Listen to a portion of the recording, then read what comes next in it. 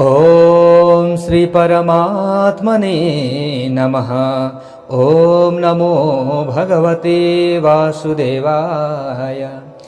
बर्हापीणं नटवरवपुः कर्णयोः कर्णिकारं बिभ्रदवासः कनककपिशं वैजयन्तीं समालाम् रन्ध्रान् वेणोरधरसुधया पूरयन् गोपवृन्दैर्बृन्दारण्यं स्वपदरमण प्राविशद गीतकीर्तिः। जय श्री हरि, जय श्री राधे।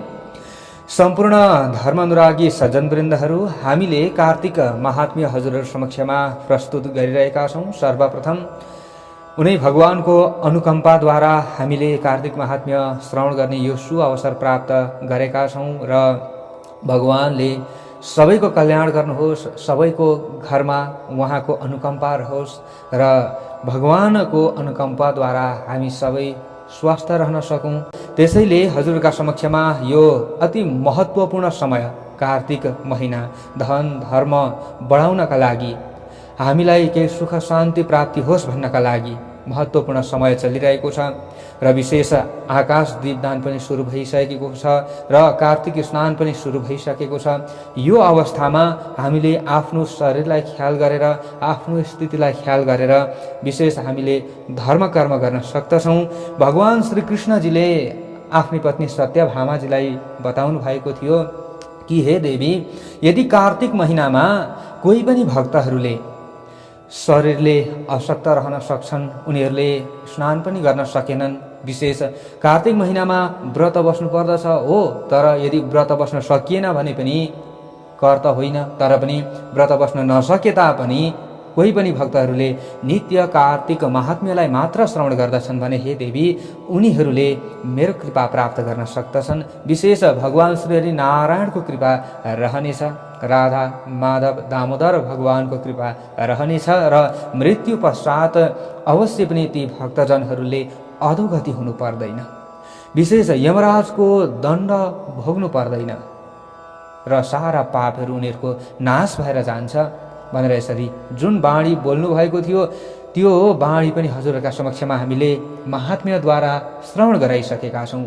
हो सज्जन वृन्दहरू, जुन यहाँ हामीले प्रसङ्ग श्रवण गर्दैछौँ, यो प्रसङ्ग नारदजीले पृथु महाराजजीलाई श्रवण गराउनु भएको थियो र भगवान उनै श्रीकृष्णजीले आफ्नी पत्नी सत्यभामाजीलाई श्रवण गराउनु भएको थियो भने नैमिषारण्यमा भेला हुनुभएका सम्पूर्ण सौनकादि 88,000 ऋषिहरूलाई सुतजीले श्रवण गराउनु भएको थियो।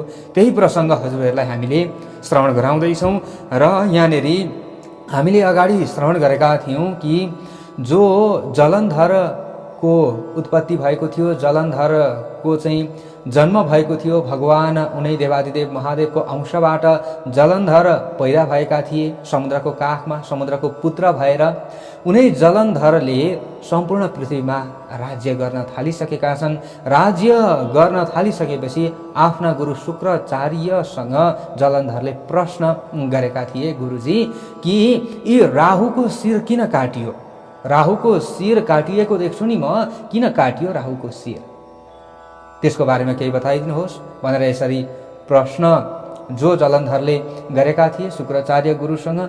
शुक्राचार्य गुरुले अगाडि गएर सारा समुद्र मन्थनको प्रसङ्ग श्रवण गराउनु भयो र समुद्रबाट निक्लिएका रत्नहरूका बारेमा पनि उहाँले प्रसङ्ग श्रवण गराउनु भयो र दैत्यहरूको अनादर भएर पराभव भएको चाहिँ जुन कथा थियो यो पनि उहाँले श्रवण गराउनु भएको थियो। त्यो कथा हामीले श्रवण गर्दै थियौँ र श्रवण गर्दै गर्दै आउँदाखेरि समुद्र मन्थनको प्रसङ्ग हामीले श्रवण गर्दै थियौँ।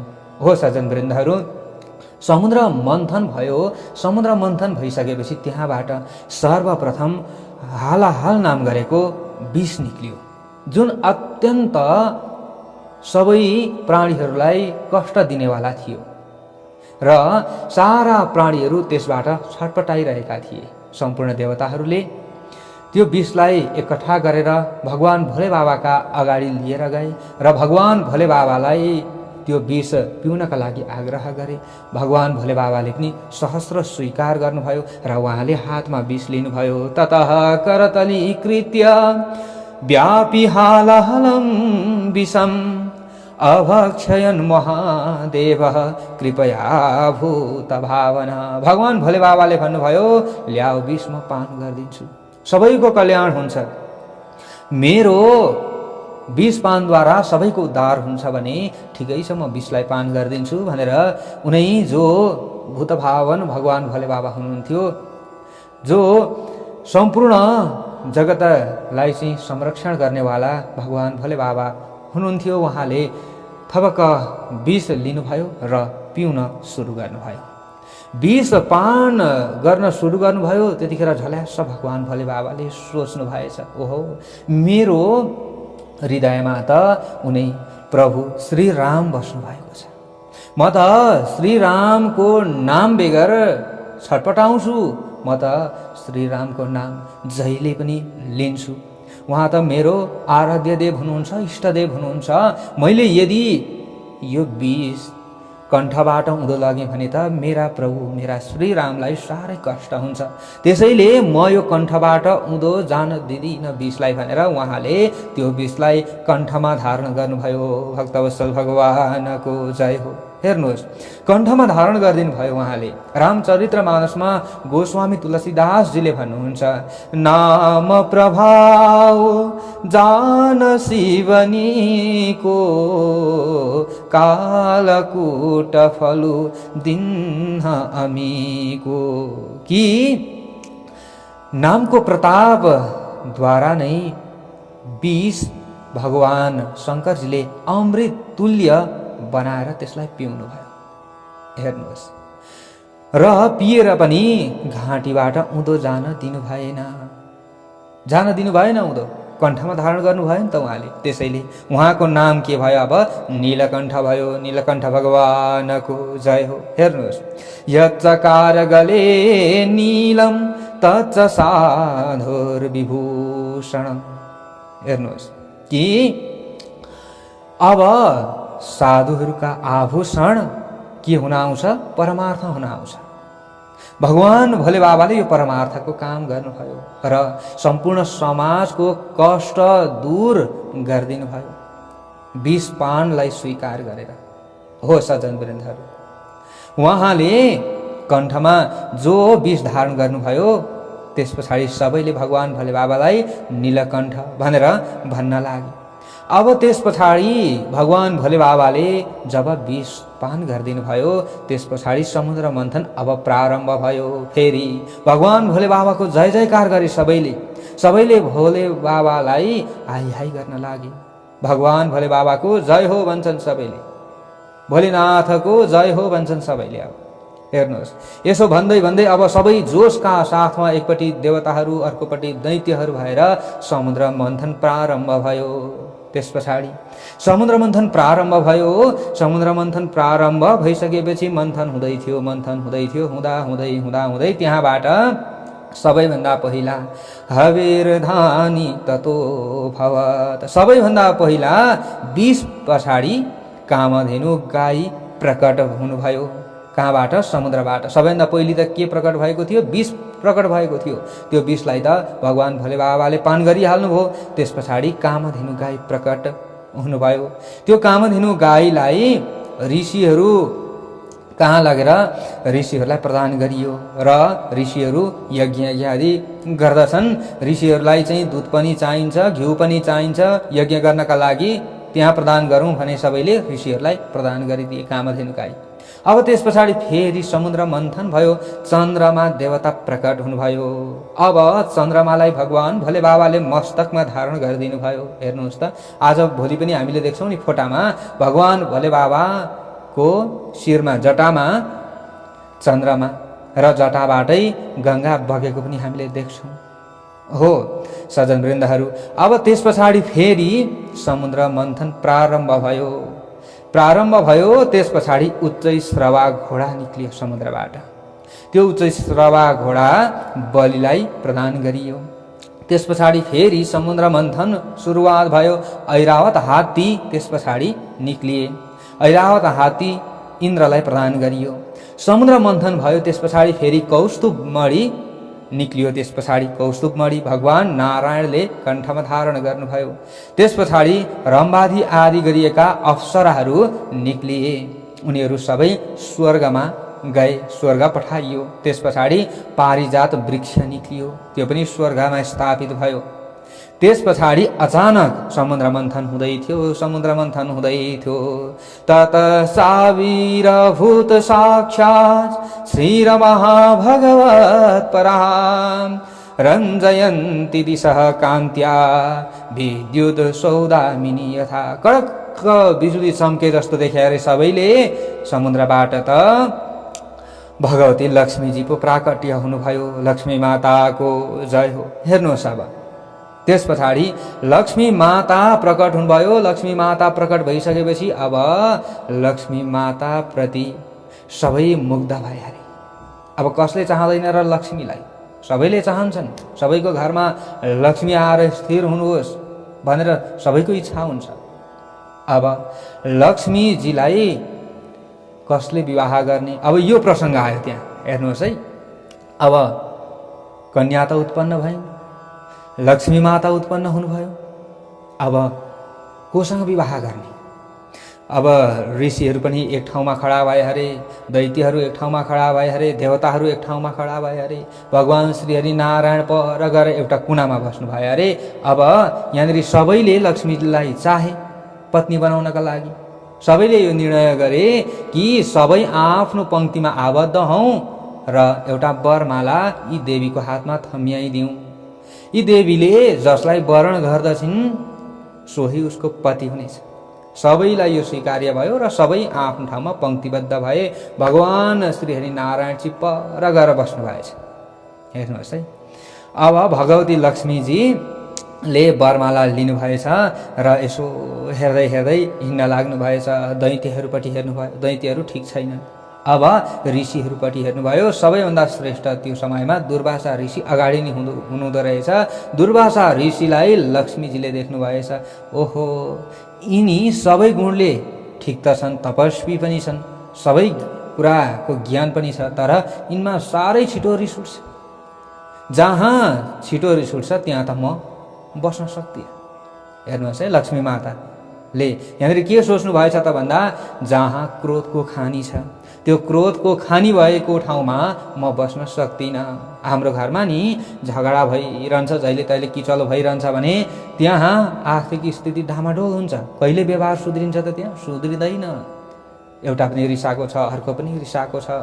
हामी पनि कहीँ पाउन जाँदाखेरि कोही व्यक्तिहरू ठुस्स पर्दछन्, अर्कोतिर फर्किन्छन् भने हामी त्यहाँ प्रसन्न हुन्छौँ त? हुँदैनौँ। हो, हामीले केही कुरा बोल्दा कोही झर्किहाल्छ, रिसाउँछ भने उसलाई हामीले चलाइरहन्छौँ, बोलाइरहन्छौँ त? उसलाई हामीले प्रसन्न बनाउनका लागि केही कुरा गर्छौँ त? अथवा ऊ प्रसन्न हुन्छ हामीबाट बोल्दा भनेर ऊप्रति हामी आकर्षित हुन्छौँ त? हुँदैनौँ। उसलाई देख्ने बित्तिकै हामी बरु तर्किन थाल्दछौँ। त्यस्तै भगवती लक्ष्मीजीले विचार गर्नुभएछ, यी त रिसको खानी छन्। अब भगवान भोले बाबा हुनुहुँदो रहेछ कि छेउमा, फेरि यतापट्टि जाँदै हुनुहुँदो रहेछ, छेउमा भगवान भोले बाबा हुनुहुँदो रहेछ। भगवान भोले बाबालाई हेर्नुभएछ लक्ष्मीजीले, विचार गर्न लाग्नुभयो।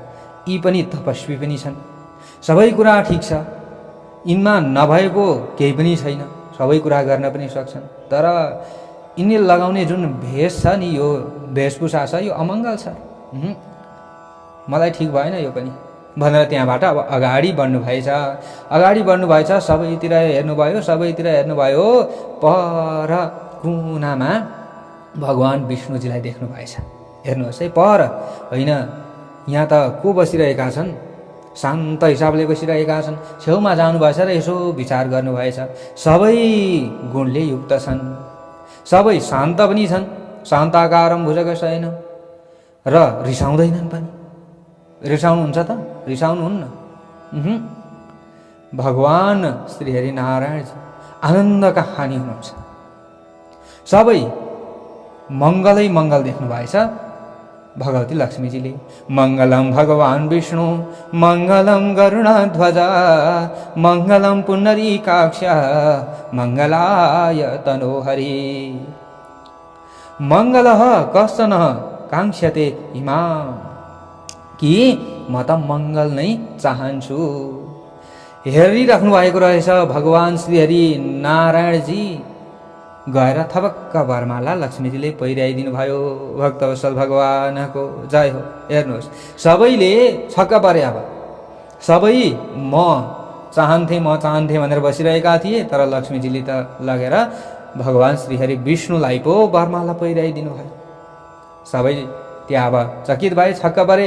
त्यस पछाडि अब फेरि समुद्र मन्थन प्रारम्भ भयो। त्यस पछाडि हेर्नुहोस् है, समुद्र मन्थन प्रारम्भ भयो। समुद्र मन्थन प्रारम्भ भइसकेपछि त्यहाँबाट वारुणी देवी प्रकट भइन्। वारुणी देवीलाई दानवहरूले ग्रहण गरे। त्यस पछाडि फेरि पुनः मन्थन भयो। पुनः मन्थन भइसकेपछि समुद्रबाट धन्वन्तरी भगवानले अमृतको कलश लिएर बाहिर प्रकट हुनुभयो। हेर्नुहोस् है, अब जब अमृतको घडा हातमा लिएका धन्वन्तरी भगवानलाई सबैले देखे, अब दैत्यहरू यहाँ चलाक भइहालेछन्। हेर्नुहोस् है, जब अमृतको कलश देखे उनीहरूले मान्छेतिर हेर्न थालेनन्। अरे दैत्यहरूले नि अमृतको घडातिर दृष्टि गयो उनीहरूको। अब दुष्टको स्वभाव नै यही हुन्छ नि त, हतार हतार कसरी छिनिहालौँ, कसरी चाहिँ आफ्नो बनाइहालौँ। हेर्नुहोस् है, अरूको प्रगतिमा पनि आरिस गर्ने हुन्छ। हेर्नुहोस्, दुष्टहरूको स्वभाव नि अरूको कुरा काट्ने, अरूले राम्रो गरेको छ भने चाहिँ त्यहाँ ईर्ष्या गर्ने, डाहा गर्ने, यो खराब आचरण। त्यहाँ लक्ष्मी माता प्रसन्न बन्नुहुन्न। हो सज्जनवृन्दहरू, अरू अलिकति अगाडि बढेको छ भने नि उसका बारेमा नाना थोक भनिदिने, के भनिदिने, यसो भनौँ उसो भनौँ, अनि त्यहाँबाट खुट्टा तानो, लडायो, यो राम्रो हो कदापि पनि होइन। एक दुई दिन त मजा आउला, तर पछाडि गएर आफूले आफैलाई धिक्कार गर्नुपर्छ। हो, आफूले आफैलाई धिक्कार्नुपर्छ। मृत्युको समयमा पनि प्राण जाँदैन, मृत्यु पछाडि पनि यमराजको दण्ड खेप्नुपर्छ। त्यसैले हामी त धार्मिक हौँ, हामी त सज्जन हौँ, हामीले सद्विचारमा अगाडि बढ्नुपर्छ। सबैलाई समेट्ने प्रयास गर्नुपर्छ। आफै मात्रै मै खाऊँ मै लाऊँ सुख सयल वा मोज मगरौँ, मै खाऊँ मै लाऊँ गर्नु हुँदैन। यहाँ दानवहरूले यही गरे। अब स्थिति के हुन्छ त हेर्नुहोस् है, दानवहरूको हामीले आचरण, उनीहरूले गरेको जुन आचरण छ दानवी आचरण, हामीले त्यो गर्नु हुँदैन। सज्जन सभ्य समाजमा सबैलाई समेट्ने प्रयास गर्नुपर्छ। सबै हामी मानव हौँ, सबैलाई सुदृष्टिले देख्नुपर्छ, कुदृष्टिले होइन। सबै हामी एउटै त हौँ नि, होइन? को नाक थेप्चे, को चुच्चे, को यसरी हामीले कहिले पनि विभेद गर्नु हुँदैन। सबैलाई समान ठानेर अगाडि बढ्नु पर्दछ। को धनी, को गरिब, को पढेको, को नपढेको, सबै आफ्नो ठाउँमा बुद्धिमानी छन्। आफ्नो दिमाग छ, पशुको पनि आफ्नो दिमाग छ, पशुले पनि आफ्नो कार्य गरिरहेको हुन्छ। हामीभन्दा बुद्धिमान त बरु पशु हुन्छ। ऊ आफ्नो धर्ममा त रहन्छ, होइन? आफ्नो धर्ममा रहन्छ बरु पशु। तर मानवले धर्मको लगाम तोडिरहेका छन् आज आएर। हेर्नुहोस्, दैत्यहरूले अब के गरे, झट्ट उफ्रिएर गएछन् र अब धन्वन्तरी देवताको हातबाट अमृतको घडा लिएर इसारा गरेर सबै दैत्यहरूले चाहिँ घडा लिएर भागे सबै भागिसकेपछि तुरुन्त भगवानले अब मोहिनी रूप धारण गर्नुभयो। हेर्नुहोस् है, मोहिनी रूप धारण गर्नुभयो। अब जब दैत्यहरूले अमृतको घडा लगे नि, अमृतको घडा लगिसकेपछि देवताहरू त निराश भए। निराश भइसकेपछि भगवानले आश्वासन दिनुभयो देवताहरूलाई र उहाँले मोहिनीको रूप धारण गर्नुभयो। मा खिद्यत मिथोर हम वाहा साधा ईशे स्वमाया, मेरो माया हेर, अब तिमीहरूले म आफ्नो मायालाई साधन गर्छु, तिमीहरूले चिन्ता नगर भनेर देवताहरूलाई भगवानले आश्वासन दिनुभयो। त्यस पछाडि उहाँले मोहिनी रूप धारण गरेर जानुभयो। अब दैत्यहरू भागिरहेका थिए र त पहिली खाने कि म पहिली खाने, उनीहरूमा यो होडबाजी चलिरहेको थियो। हेर्नुहोस् है, पर पुगेछन् कहाँ हो कहाँ, र अहम पूर्वम न त्वमिति प्रभो, म पहिली खाने भन्दा रहेछन्। एउटाले अमृतको घडा खोज्दो रहेछ, फेरि होइन म पहिली खाने भन्दो रहेछ, अर्कोले अमृतको घडा खोज्दो रहेछ। यही त हुन्छ नि। हेर्नुहोस्, मिलेर कुनै पनि काम गर्न सकिँदैन, दुष्ट भइयो भने नि। त्यसैले सज्जनको आचरण हामीले गर्नुपर्दछ।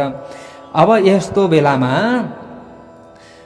जो मोहिनी, जो भगवानले चाहिँ रूप धारण गर्नुभएको थियो, मोहिनी रूप धारण गरेर दैत्यहरूको छेउमा पुग्नु भएछ। दैत्यहरूले देखेछन् परबाट, ओहो हो यति सुन्दरी को आइन्, कहाँबाट प्रकट भइन् यी सुन्दरी। हातमा एउटा कमल लिनुभएछ र घुमाउँदै घुमाउँदै जाँदै हुँदो रहेछ। दैत्यहरूले देखिसकेपछि त जो मोहिनीको दर्शन गरे दैत्यहरूले गर्ने बित्तिकै दैत्यगणहरू विमुग्ध भइहाले। अहो रूपमहो धाम अहो अस्या वयम नवम वयः।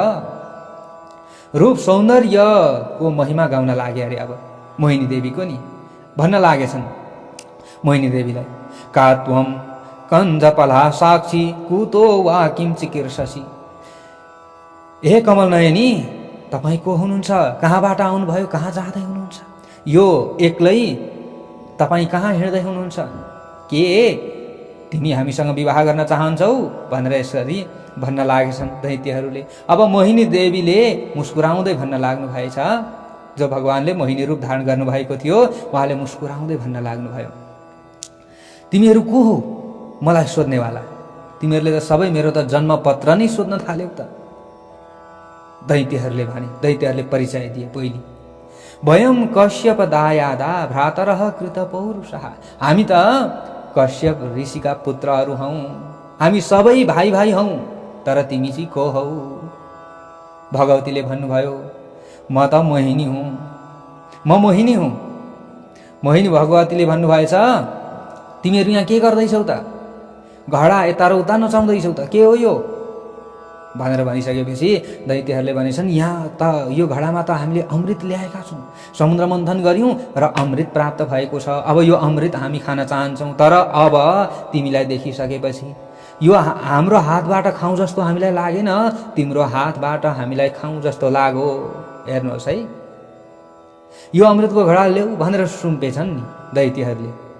अब मोहिनी देवीले भन्नुभयो, तिमीहरूले कसरी म जस्तो अपरिचित व्यक्तिलाई विश्वास गर्यौ, अपरिचित व्यक्तिले दिएको केही कुरा पनि झट्ट खाइहाल्नु हुँदैन, तिमीहरू नीति जान्दैनौ। म त अपरिचित हुँ, अपरिचित व्यक्तिले दिएको केही चिज पनि झट्ट खानु हुँदैन भन्ने कुरा तिमीहरूले त जानेका होला त, किन मलाई दिँदैछौ भनेर यसरी मोहिनी देवीले भन्नुभएछ।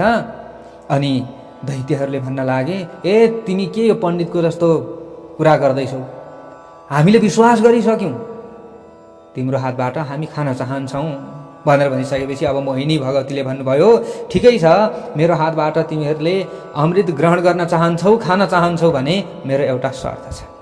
यो अमृत कहाँबाट आयो? उनीहरूले भने, दैत्य र हामी देवता मिलेर समुद्र मन्थन गऱ्यौँ, मन्थन गरिसकेपछि त्यहाँबाट अमृत निक्ल्यो र हामीले यो खोसेर लिएर आएका देवताहरूबाट भनेपछि मोहिनी भगवतीले भन्नुभएछ, मोहिनी भगवान जो रूप लिनुभएको थियो नि, अब भगवती भनौँ अथवा भगवान भनौँ होइन, स्त्रीको रूप धारण गर्नुभएको छ र उहाँले भन्नुभएछ, ए यसो त गर्नु हुँदैन थियो, तिमीहरूले मिस्टेक गरेछौ, गल्ती गरेछौ, तर म तिमीहरूलाई मिलाउँछु, समाधान गर्छु यो समस्याको, मेरो शर्त मान्छौ त भनेपछि दैत्यहरू सबै मोहित भएका थिए, जसो भने पनि मान्ने भइसकेका थिए। भगवानको यो लीला थियो, भगवानले सबैलाई मायाले आच्छाद्य गरिसक्नु भएको थियो। अब दैत्यहरूले भने, ठिकै छ, जे भने पनि हामी मान्नेवाला छौँ, के भन्छौ भनेपछि मोहिनी भगवानले भन्नुभएछ, भगवतीले भन्नुभएछ कि अब ठिकै छ, तिमीहरूले सबैले मिलेर समुद्र मन्थन गर्यौ, त्यसैले तिमीहरू एक लाइनमा बस, दैत्यहरू एक लाइनमा बस र देवताहरूलाई एक लाइनमा बसौँ, र पहिले यो अमृत छ नि, यो अमृत चाहिँ देवताहरूलाई माथि माथिबाट, यो पातलो रहेछ, यहाँ हेर त, सबै यो माथि माथिबाट थिङ्ग्रिएको रहेछ, तर मेन खाने जुन वस्तु छ त्यो चाहिँ तल रहेछ, फेदमा रहेछ, हेर त थिङ्ग्रिएको, पहिले देवताहरूलाई खुवाउँ, त्यस पछाडि तिमीहरूले पनि खान पाउनेछौ, तिमीहरूलाई चाहिँ बाक्लो बाक्लो मिल्छ, चिन्ता नगर भनेर यसरी मोहिनी भगवतीले आश्वासन दिनुभयो। र अब हुन्छ भने उनीहरू त अब मोहित भइसकेका थिए, हुन्छ भने र एकपट्टि देवताहरूको लाइन, एकपट्टि दैत्यहरूको लाइन। अब मोहिनी भगवानले देवताहरूबाट खुवाउन सुरु गर्नुभयो, खुवाउँदै हुनुहुन्थ्यो, अब सकिन आँट्यो है अमृत। ल हेर्नुहोस् है, स्वर भानु नाम गरेका एकजना दैत्य अति चलाख रहेछन्, दैत्यहरूमा पनि हेर्दैछन् होइन, भाँडोको फेद त माथि माथि गइसक्यो,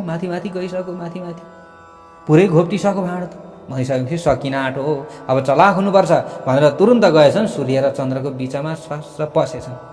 हेर्नुहोस् है, घुसेछन् त्यहाँनिर, घुसेर अब यहाँ त म खान पाइहाल्छु नि भनेर घुसेछन्। अब मोहिनी भगवानले बाँड्दै जाँदै हुनुहुन्थ्यो, जाँदै हुनुहुन्थ्यो, जाँदै अब सूर्यलाई पनि मिलो, बिचमा स्वरभानु राक्षस थियो उसलाई पनि मिलो र चन्द्रमाले पनि खाइसकेपछि अलिकति पतिर पुगिसकेपछि सूर्य र चन्द्रले थाहा पाए कि यो राक्षस कहाँबाट घुसो भनेर थाहा पाइसकेपछि अब सूर्य र चन्द्रको बिचमा परेको कोही पनि लुक्न सक्छ त? सक्दैन। उज्यालोको जुन प्रकाशको बिचमा चाहिँ यहाँ अँध्यारो छ भन्नु मूर्खता हुन्छ। यहाँ म चाहिँ छुप्छु लुक्छु खुल्ला ठाउँमा जहाँ उज्यालो छ त्यहाँ चाहिँ भन्नु त मूर्खता हुन्छ। अब सूर्य र चन्द्रले इसारा गरिदिए भगवानलाई, भगवानले तुरुन्त श्रीहरि नारायणको रूप लिनुभयो, तुरुन्त स्वर भानुको शिर काटिदिनु भयो भक्तवत्सल भगवानको। काटिसकेपछि अब उसले त अमृत पिसकेको थियो, अमृत पिसकेका कारणले गर्दा उँभो मुखपट्टि पनि जिउँदो भयो, घाँटीभन्दा माथि पनि र घाँटीभन्दा उँधो पनि जिउँदो भयो। घाँटीभन्दा माथि राहु भयो, घाँटीभन्दा मुनि केतुको भाग भयो। अब हेर्नुहोस् यहाँनिर यसरी शिर काटिएको थियो भनेर शुक्राचार्य गुरुले जलन्धरलाई यो सारा प्रसङ्ग श्रवण गराउँदै हुनुहुन्छ। हो भगवान उनै जो श्रीकृष्णजी हुनुहुन्छ, श्रीकृष्णजीले पनि सत्यभामाजीलाई यो प्रसङ्ग श्रवण गराउँदै हुनुहुन्थ्यो। नारदजीले पृथु महाराजजीलाई श्रवण गराउँदै हुनुहुन्छ यही प्रसङ्ग। शुक्राचार्य गुरुले जलन्धरलाई यसरी सुनाइसकेपछि त अब जलन्धर त रिसले चोरमुरिन लागे अरे एकदमै। आफ्ना पिताको मन्थन पनि यिनीहरूले गरेका, किनभने जलन्धरलाई त समुद्रले पुत्र मान्नु भएको थियो। भगवान भोले बाबाले जुन आगोको ज्वाला, नेत्रको ज्वाला चाहिँ समुद्रमा फाल्नुभयो, समुद्रमा फालिसकेपछि समुद्रको काखमा त जलन्धर उत्पन्न भएका थिए। समुद्रले त पुत्र जलन्धरलाई मानेर सम्पूर्ण पृथ्वीको राज्याभिषेक गरिदिए। गरिसकेपछि जलन्धरका पिता त समुद्र भए। अब मेरा पिताको मन्थन गरेर त्यहाँबाट अमृत निकालेर त्यहाँबाट सम्पूर्ण खजना निकालेर चाहिँ इन्द्रले लिएर जाने, यिनीहरू चाहिँ बाठा भएका भनेर एकदमै रिसाएछन् यी जलन्धर। राता राता आँखा पारेका छन्, क्रुद्ध भएका छन्। क्रुद्ध भएका यी जो जलन्धर थिए, जलन्धरले अब युद्ध गर्ने सोच बनाए। जसरी हुन्छ युद्ध गरेर इन्द्रले लगेका जो समुद्रबाट प्राप्त भएर लगेका जति पनि रत्नहरू थिए ती सबै म लिएर आउँछु, अब इन्द्रलाई म चखाउँछु, अब यी देवताहरूलाई म चखाउँछु भनेर जलन्धरले अब प्रतिशोधको भावना लिएर जो घस्मर नाम गरेको एउटा दैत्य रहेछ उनीहरूको समूहमा जो जलन्धर राजा थिए त्यो समयमा घस्मर दैत्यलाई बोलाएछन्। ए घस्मर यता आऊ। घस्मरलाई बोलाएछन् र भने तिमी जाऊ अहिले तुरुन्त स्वर्गलोक गइहाल। स्वर्गलोक गएर इन्द्रलाई यो कुरा बताउनु कि अब युद्ध गर्नका लागि तयार हुनु कि स्वर्ग छोडेर भाग्नु। यो दुईमा एक गरिहाल्नु, दुईमा एक गरिहाल्नु। तिमीसँग भएका सम्पूर्ण जति पनि खजनाहरू छ यो महाराज जलन्धरलाई भेटका रूपमा अर्पण गर भनिदिनु, होइन भने तिम्रो खैरात छैन भनेर भनिदिनु। यो खबर लिएर तिमी स्वर्ग गइहाल, चाँडै प्रवेश गरिहाल स्वर्गतिर भनेर यसरी आदेश दिए। हेर्नुहोस् है, जलन्धरले यसरी आदेश दिए। अब आदेश दिइसकेपछि जो घस्मर थिए, अब यी घस्मर आफ्ना राजा, आफ्नो मालिक जलन्धरको आज्ञालाई पालना गरेर स्वर्ग लोकतिर प्रस्थान गरे। आजको भागबाट मलाई बिदा दिनुहोस्। भोलि यहाँबाट उताको प्रसङ्ग हामीले श्रवण गर्न पाउनेछौँ। जय श्रीहरि, सबैको मङ्गल होस्, सबैको जय।